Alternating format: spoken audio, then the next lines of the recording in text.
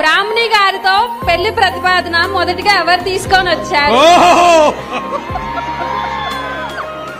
ఆ ప్రస్తావన రాగానే మీ మనసులో ఉన్న రియాక్షన్ ఏంటి?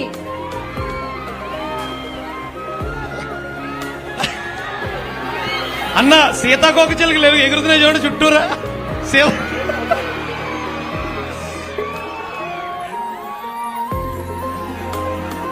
చెప్పమంటారా?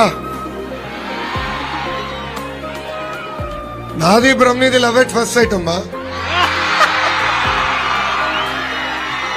కానీ ముద్దల మామయ్య దగ్గర అంత సాహసం చేసేవాడిని కాదులే.